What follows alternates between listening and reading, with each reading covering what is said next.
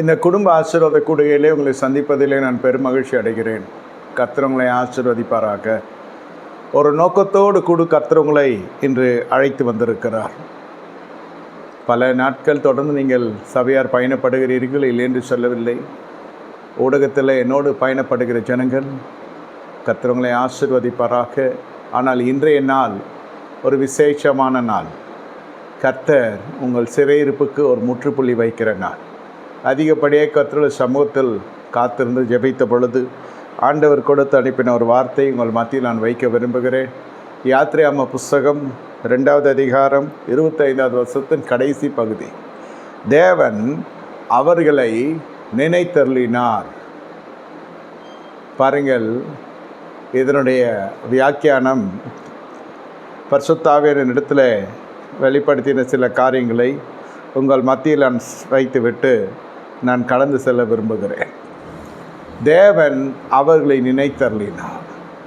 தேவன் நம்மை நினைத்தருளுகிறார். கர்த்தராகிய ஆண்டவர். மனிதன் மறந்து போய்விடுவான்.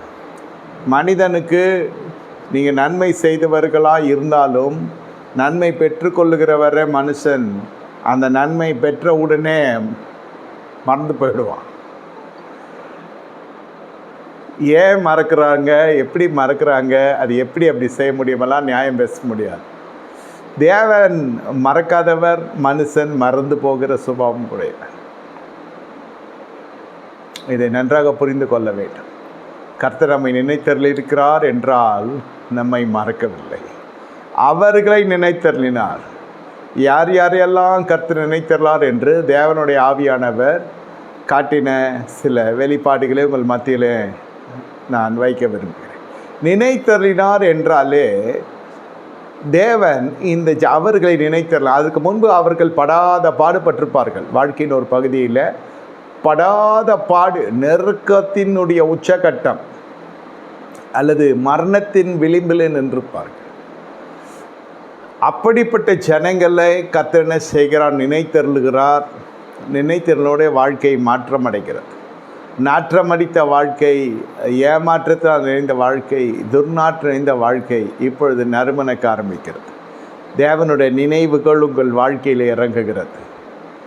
இந்த இரவு வேலையிலே தெரிந்து கொள்ளுங்க, உங்கள் மீது கர்த்தர் நினைவாக இருக்கிறார். அவர் நினைத்தருள்கிற பொழுது காரியங்கள் அப்படியே மாறும். ஒரே இரவிலே மாறும். அது இந்த இரவு என்று நான் விசுவாசிக்கிறேன். சபையார், அருமையான விசுவாசிகள், நீங்களும் அப்படியே என்னோடு விசுவாச நிலைத்திருப்பீர்கள் என்று நினைக்கிறேன். இன்று இரவு கர்த்தர் உனக்கு பெரிய காரியம் செய்ய போகிறார். நாளை அல்ல, இன்று இரவு.